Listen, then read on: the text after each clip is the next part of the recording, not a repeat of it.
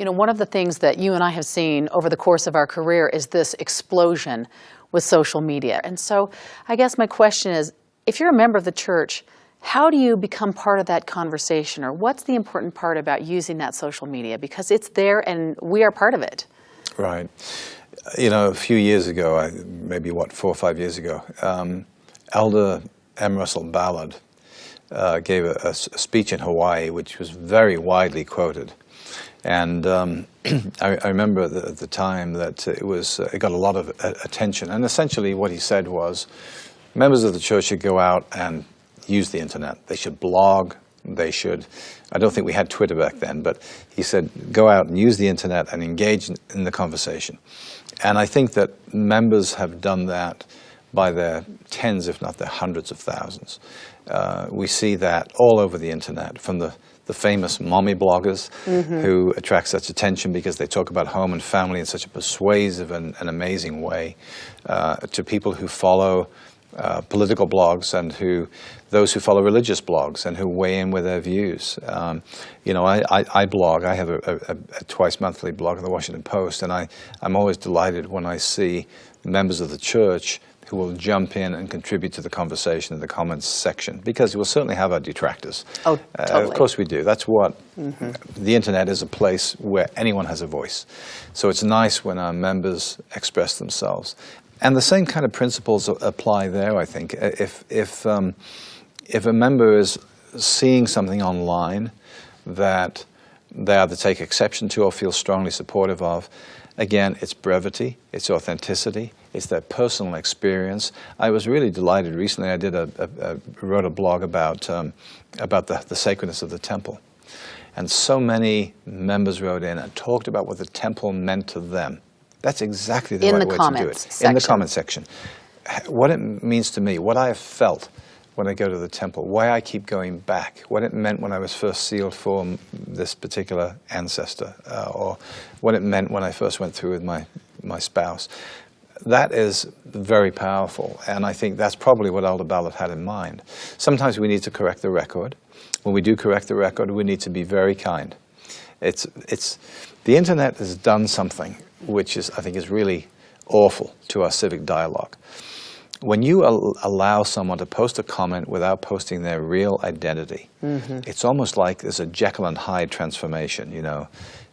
People feel they can say things in print that they would never say in a conversation. And certainly never attribute their name to. That's right. They would never be that mean if they had to put their name to it. But because they don't, then they can be very, very blunt, sometimes very cruel.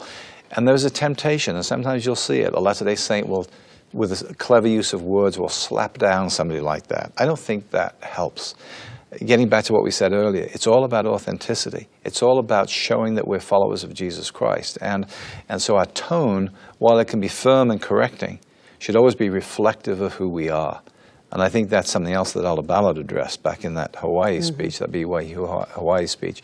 We've got to live our religion and be seen to be living our religion if we're going to engage in the public square.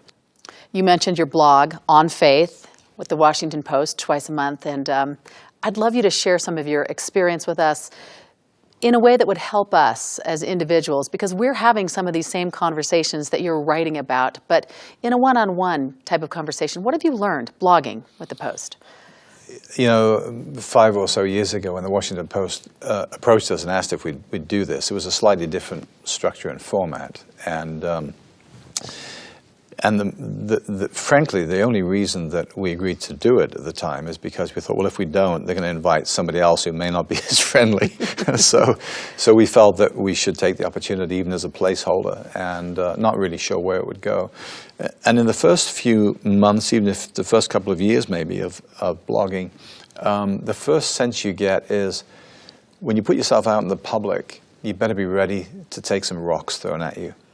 It was very much like, you know, I come from England, as you might have guessed by my accent, and I remember the stories of those early missionaries. They used to get really intimidated by those hostile groups. President Hinckley himself talked about his experience on Hyde Park Corner, which is a famous spot in London where people stand on a box and preach. And so you kind of feel that you're moving into that realm that is essentially hostile. But if you get beyond that and forget that it's not about you, it's about the message that you're carrying. And after a while, we found that that hostility dropped off. Now, you'll still find some of it. You just do. It's intrinsic to the internet. But once members of the church began to understand this was a forum for them to express their views as well, I think the tone changed. And then over time, that particular blog has morphed into something different now. They will allow us to address the kind of questions that we think are really important and topical, and they're not throwing questions at us that are prescripted. And so I have basically one rule in that, and that is that I want to be able to represent the church's worldview. If you could sort of take an aggregate feeling of all of the members and all of the leadership on a particular topic that we're addressing, what would that be? It's very important for me to, even though I technically am expressing my own opinion, I want that opinion to be an opinion that most members of the church who are active, faithful members could look at and say, yeah, that represents me. And so I avoid going off into tangents of my own particular passions or ideas and try to represent what I think the average Relief Society member or the average priesthood member sitting in the pew on a Sunday would want to say. So basically what you're saying to me, if I'm getting this correctly, is above all, and first and foremost, stick with the core foundational mission of the church.